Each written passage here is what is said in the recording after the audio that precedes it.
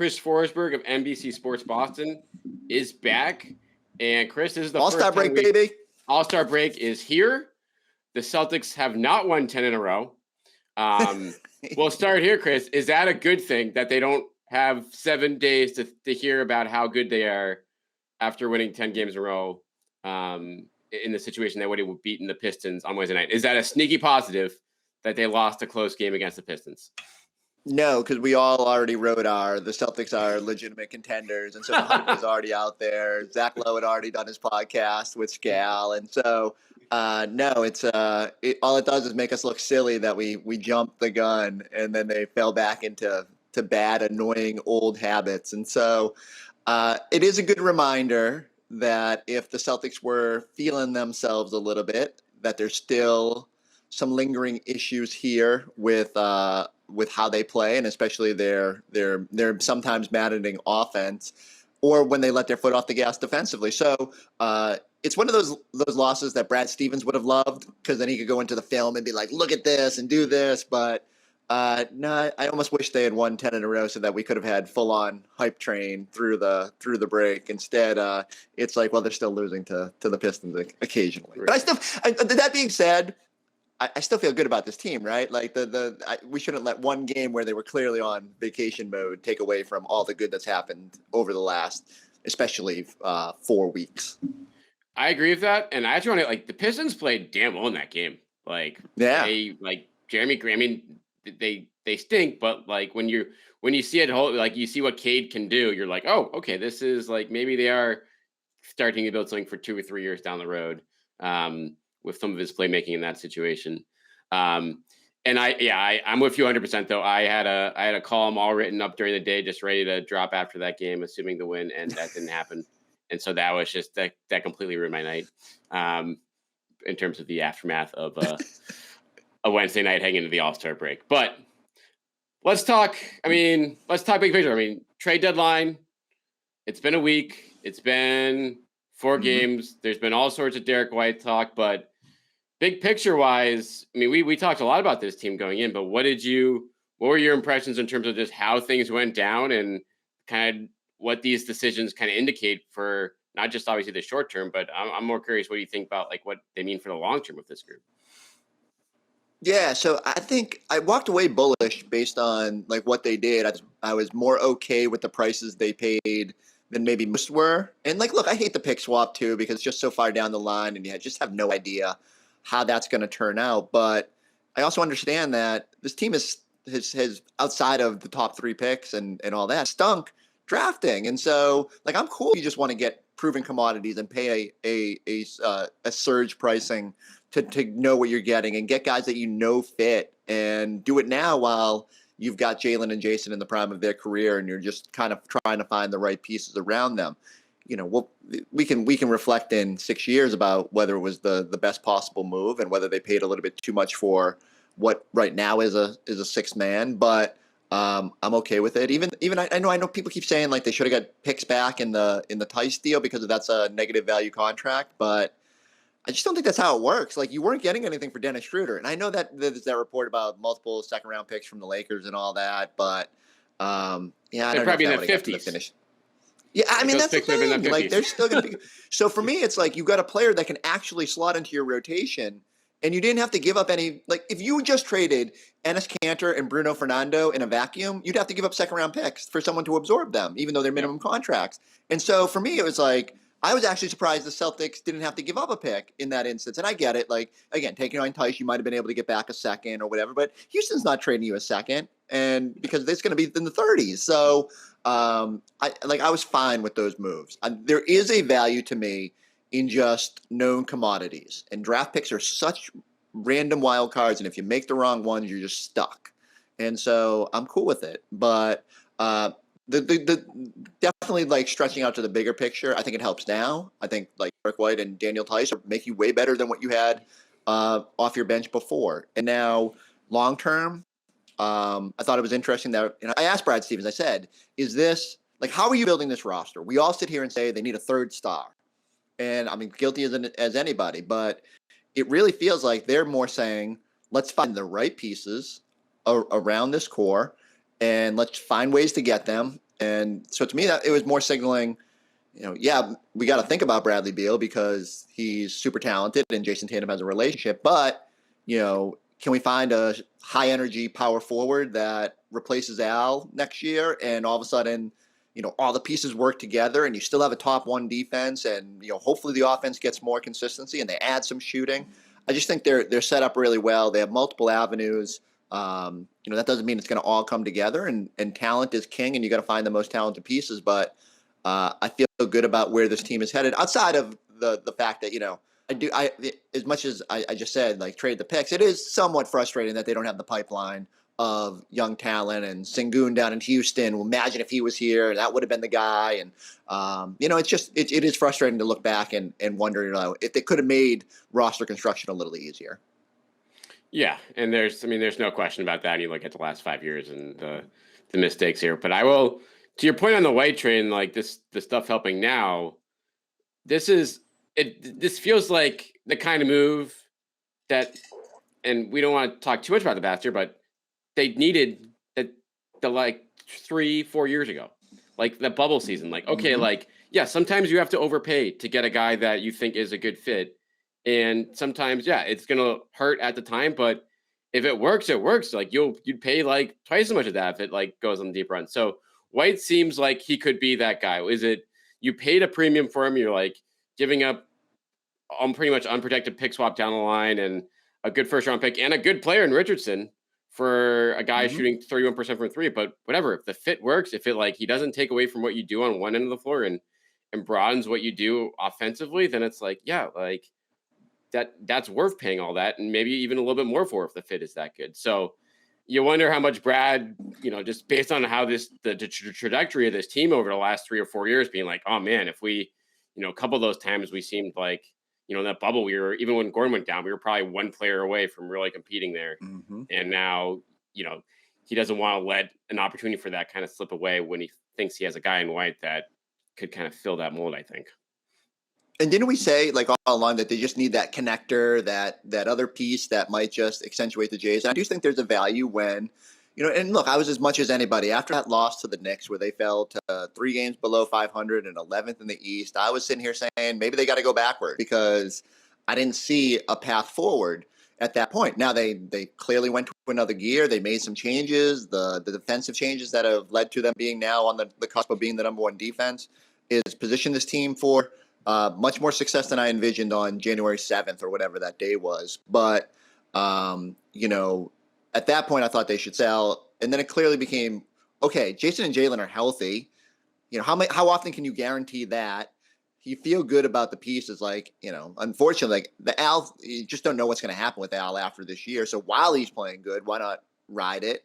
Robb is as upright as he's been. So I get it. There's just like this motivation to just like, let's see. And the East as a whole, being way more probably wide open than we anticipated. Like, look, the Bucks are going to go up a level when it matters. And who knows what happens with Philly and the Nets after this. But, if you get the right matchups, you get Cleveland in round 1, you feel pretty good. You get Chicago in round 2. Like, those are advantageous. All of a sudden you're at the Eastern Conference Finals again. And, so yeah, I don't mind it sort of leaning into being good. And honestly, we said it in the ramp up to the trade deadline.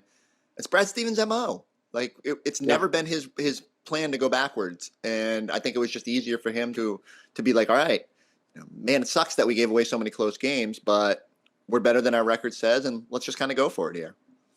Yeah, I mean, he picked a direction, which I think both of us like. That's like straddling the fence for this team going to the trade line would have led to, just kicking the can to the end of the season in terms of big picture questions. But he took care of pretty much, I think, everything you'd hope for in the check boxes.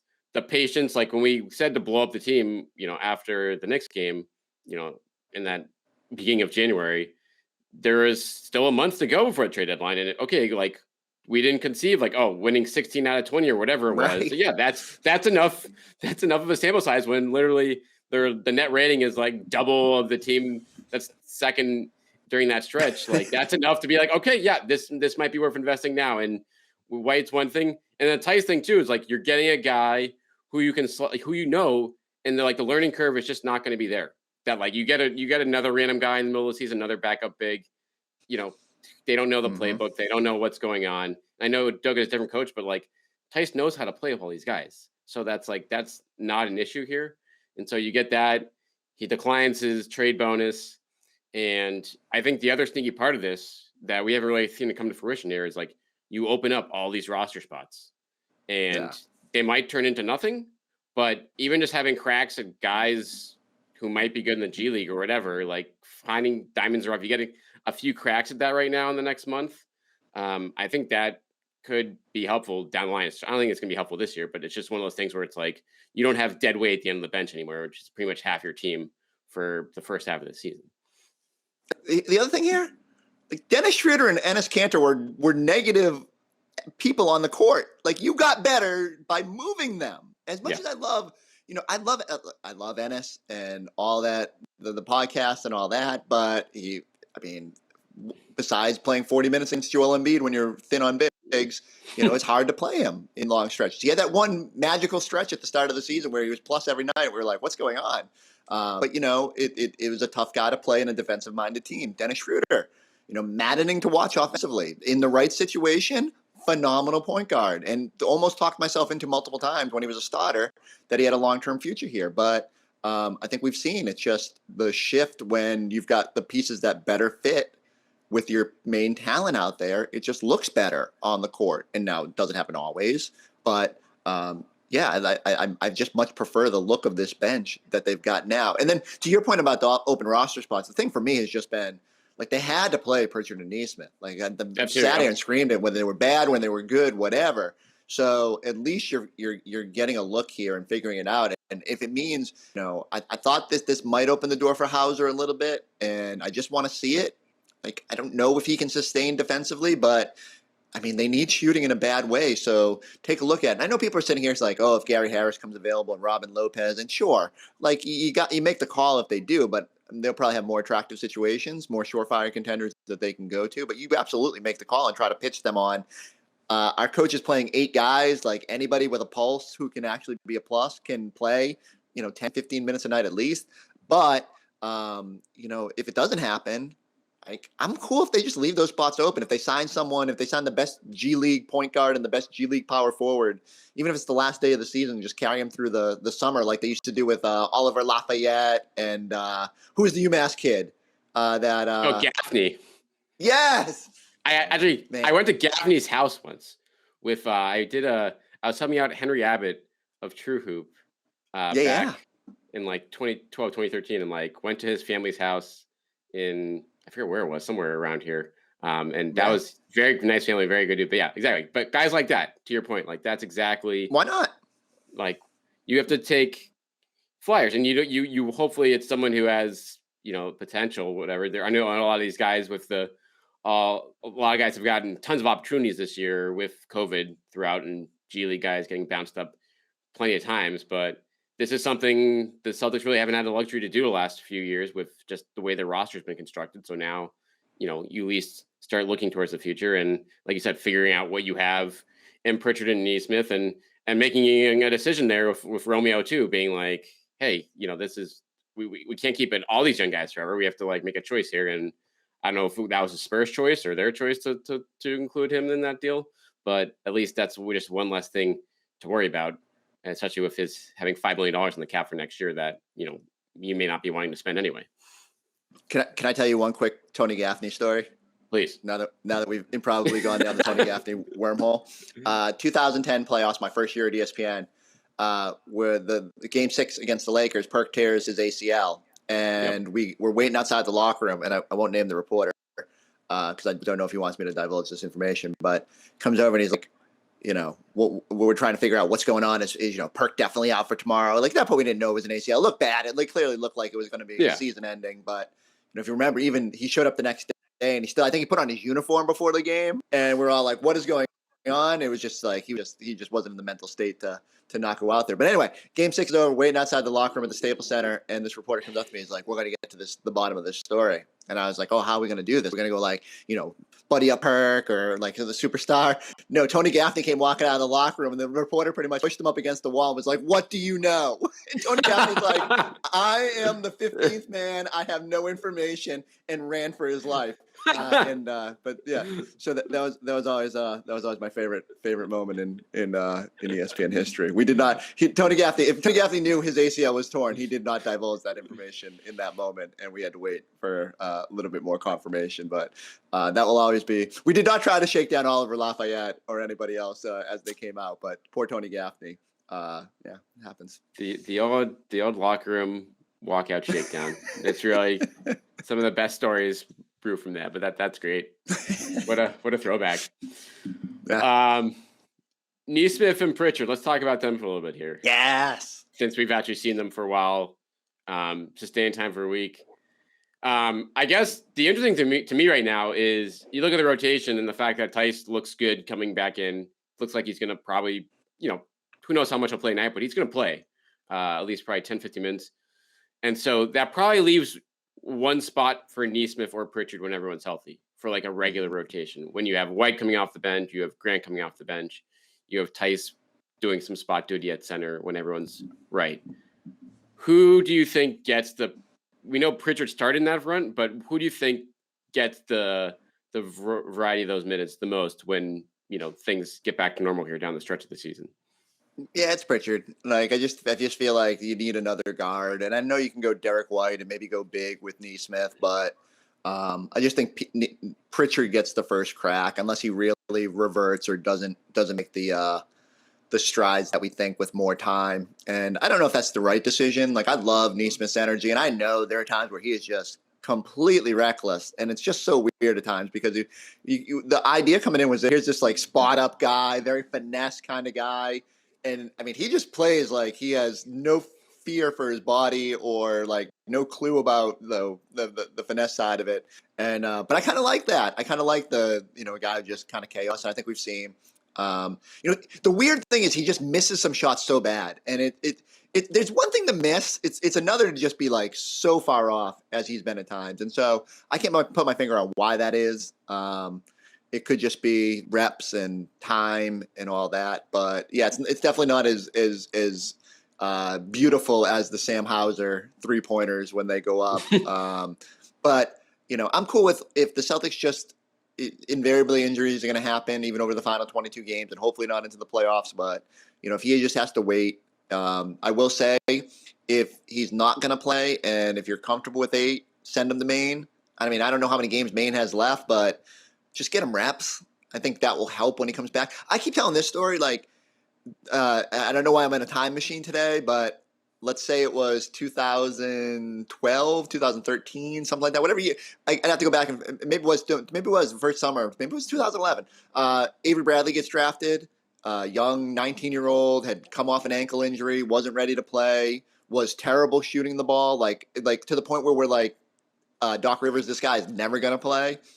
And then he went down to the G League. He grew his hair long, and he just grinded for like 6 weeks or 4 weeks or something, like maybe probably even shorter than that. And then he popped back up. I think we were in like Memphis or something. And Paul Pierce was ragging on him in the locker room. He's like, "What's up with your hair?"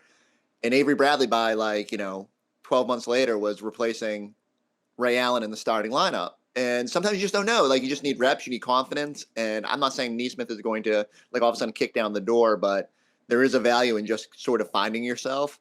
And I don't know if he can do that here with the setup they have right now. It's a little bit easier without Romeo Langford and others clogging the grind for minutes. But yeah, I just hope that they figure that out. Like in general, I hope Celtics put a higher emphasis on young player development. And if it's not going to be through minutes on the court, it's finding a way to get them into the system in the G League and better utilizing that to help those players along. Yeah, I'd agree with that. And I think the problem for now in terms of going that route is like you can't even afford to do that right now because you only have 12 players on your roster. So once they start signing some guys and they're probably going to wait a couple weeks, make sure Jalen is in a late minute addition to the All-Star game, and you don't need to obviously be paying guys during the All-Star break period.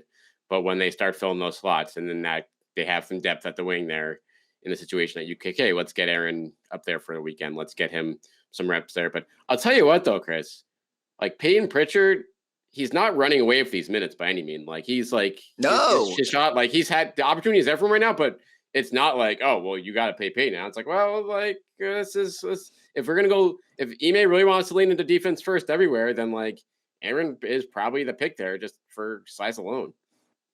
And I'm on board with that. Like I said, like I think that's something they got to figure out, and maybe you just try that. Try like Tatum in the bench lineup where it's Derrick White, Nesmith, Theis, Tatum, whatever else you need to throw out there, and and see how it looks. Can Grant Theis, is that sustainable? Grant playing down a little bit towards the wing can probably, because of his shooting, be okay. I like that idea because that's a ton of shooting on the floor, with Grant and Nesmith, Theis even, like feels like that could really spread things out with Tatum. But I guess the same thing happens if you have Nesmith out there, but defensively, probably a little bit more of a good lineup. So in general, like figure out the guys you're riding with, and move forward from there. But yeah, I agree. Like it's the only frustrating part, and I put a lot of it on the organization, is like the players themselves. Certainly, you do wish they'd kick down that door a little bit more. Like, okay, here's your chance. We clear things out. Like, who wants it? And maybe that'll happen. Maybe it's just 4 games. We can't make too much of a proclamation. But it really would be nice if one of those guys came back from the break and was just like, yeah, this is it. This is my time, and I'm gonna make an impact and figure out a way to get into that rotation. Okay, let's talk about the team here. 9 of 10 overall. I think 16 of 21, 17 of 22, something like that. Sounds right. Can I flip the script here? Can I ask you what yes. Give me one thing that gives you like super encouragement that they can be a contender, and then give me one thing that scares the hell out of you that this team isn't legit. I mean, that scare the hell out of it is easy. It's just the late game situations again. I mean, you saw it against the Pistons. And I actually went back and watched, they were up by 8 with 4 minutes left. And I'd say, if to put it nicely, it was one of their, like, better collapses of the year, if you want to say it that. Like, they crumbled, but at least, like, Al hit that corner 3. The Pistons made some really tough shots. Like, it was a defensible collapse, if you will, for as much as you can say that against the worst team in the NBA, which is, I'm stretching pretty far right now.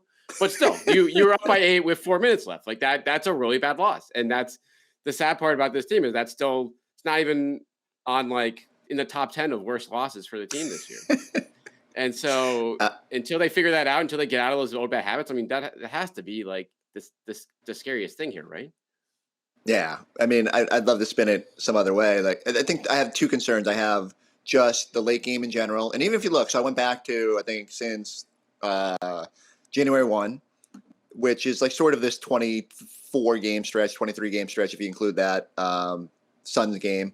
They're 5-4 in clutch games. Now, it's great that they're blowing out teams, and I keep saying it, like that's what you're supposed to do against bad teams. That's what they should have done against the Pistons, but certainly you're going to stumble along the way. What's frustrating is that even in close games against, not elite competition, they've still struggled, and that's just not good enough. It's so weird because the 2 of the primary indicators for postseason success are point differential, which the Celtics are dominating, and should be 5 wins better.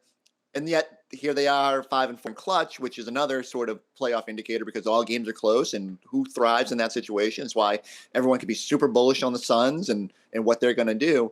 And the Celtics have failed that test. So it's just stuck in the middle. And the one thing I keep going back to in the big picture is the offense. Like, even though they have been absolutely demolishing teams in this stretch, they're still barely a top 10 offense since the start of the year. And, even since like, I think the 23rd when Marcus came back, you'd think that's a stretch where 9 out of 10, 11 out of 13, whatever it is.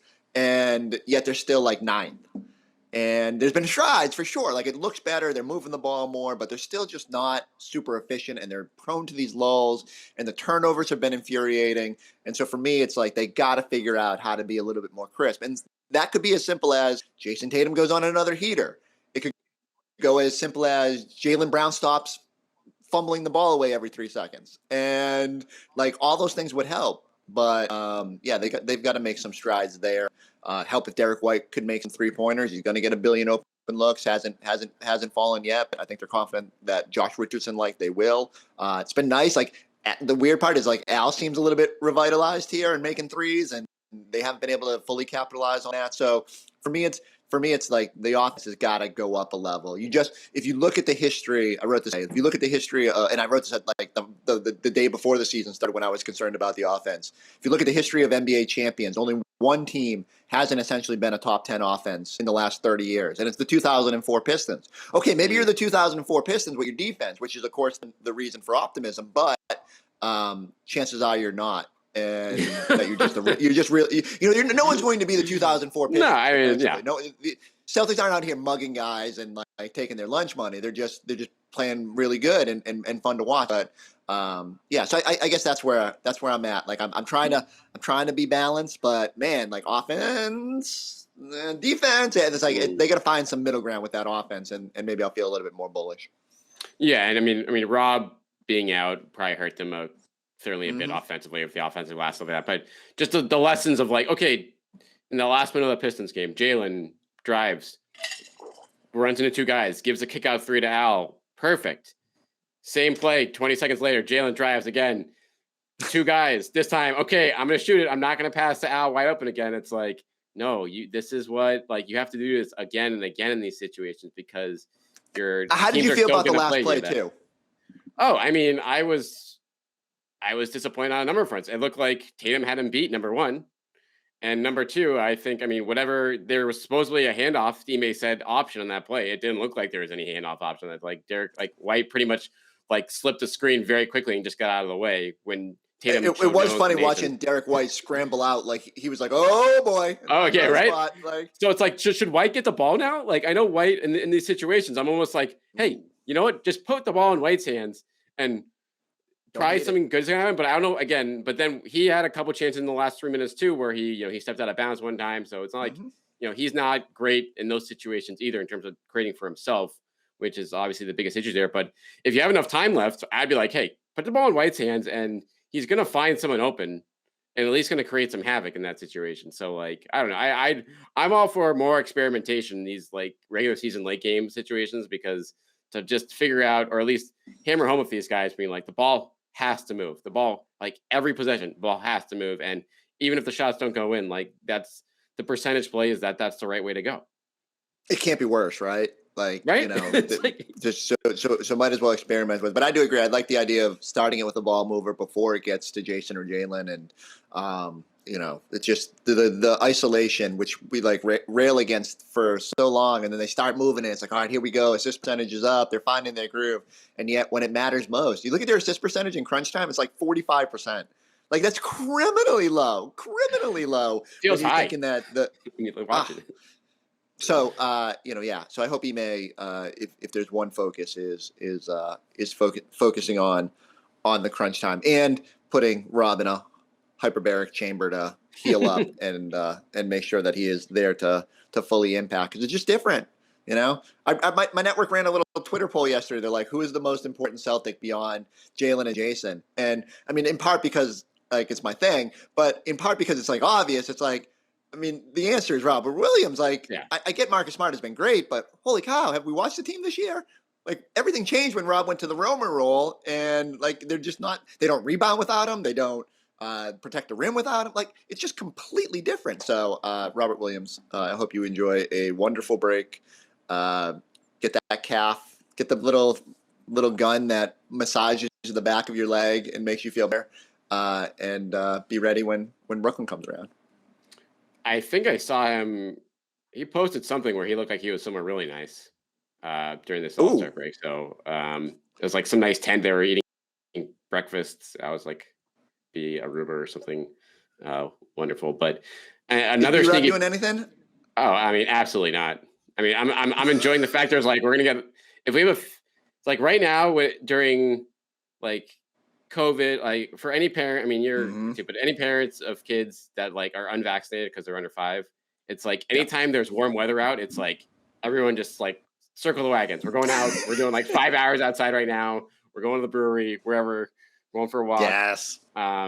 Yeah, so I'll probably be driving out to your neck of the woods for that stuff since that and in due time. Ooh, come on out to Treehouse or go visit my friends Penny Pinchers. I gotta get up when we're on this TV. In Millbury, my favorite spot. I need everybody to go check them out. And I paid full price for this sweatshirt. So let Jay behind the counter know that he should be hitting me up with more discounts for routinely promoting. I am off to South Carolina. I will be on a golf course. So but I'm in line. I like every week that I can get a booster, I will get one. I want one of every variety. Yes. And same for my children, and off we'll go. And hopefully the golf course will be away from people. And I'm surprised you didn't fly after the game on Thursday night, to be honest, or Wednesday night. Like there wasn't the red eye. My kids have some dance classes, some basketball games this weekend, so we're here for a couple days before we make a break. But a couple days of sunshine. It's supposed to be. I don't want to gloat. Like it's supposed to be 80 degrees in Myrtle Beach this weekend, and or next week. And I am thrilled because just 55 here in my neck of the woods yesterday was enough to have me out in shorts and t-shirt and pretending like I'm sunbathing. So let's do this. Let's get everybody back outside and enjoying. All right. Well, we look forward to seeing Chris burnt to a crisp next Thursday when the Celtics play the Nets in their return. I'll be back. Be back. In the meantime, definitely check out the latest Celtics Talk podcast. Chris chats with Derrick White's college coach from Colorado, the guy who can I tell you one embarrassing story? Yes, please. I guess so it actually got mentioned on the broadcast the other day. On I think ABC had the telecast, and I forget who was on the call, but they mentioned they're like White didn't have any recruit, and then I didn't know. Like Ime had told us that he had this crazy journey, but I didn't know a whole lot about it. I knew he was late first round pick, but what does that mean? Like Rob Williams was a late first round pick, right. But when I heard them mention Johnson and Wales, I was like, wait, he was going to come to a cooking school. Yeah, like this is crazy. I did not know, and I honestly did not figure out until I was talking to the coach, and it clicked in my head. Colleges have other campuses. This wasn't Rhode Island. He was not coming here to cook. They had what is now defunct, which is part of the reason I struggled to put it together. But yeah, Johnson & Wales has a Denver campus back in the mid 2000s that's where Derrick White would have ended up. And the coach was funny. He says, I coached a lot of players there, and none of them were cooks. He also had a sports management program, which enticed a lot of local, D3. I think they went up to D3 eventually. But it's still crazy that he went to a D2 school, had to grind for 3 years, finally got a redshirt year at Colorado, then makes the jump. This is the stuff I forget. And so even when we look at him, we're like, what is he, 27, 28? He's still like a young version because it just took a while for him to develop, and he's still got to bulk up a little bit. And anyway, so I'm fascinated to see where it goes. But Derrick White's dad is a major Celtics fan, which is another kind of crazy. The world is so small. I don't know how this all happens, but we'll see where it goes. Bring this podcast full circle. Derrick White should be the perfect here. We'll see how it all works out. They're making a big bet on it, and we're going to find out these final 20-25 games just how quick that fit can come together. But in the meantime, check out Chris's podcasts, especially when he figures out where Johnson & Wales is mid-podcast, I'm sure. You can see it click in my brain. You see that just the visual there. I look forward to watching the video of that. But subscribe, rate, review, Winning Plays Pod. Enjoy the nights away during the All-Star break as this team gears up. And who knows, is it going to be Celtics versus Ben Simmons on next Thursday night? What's your prediction on that? I hope so. Fingers crossed. Give me a hype matchup. That will be a lot of hype to come right out of the break. But stay tuned for that. We'll be back talking about that much more next week. And as always, thanks for listening. Thanks for Chris for coming on.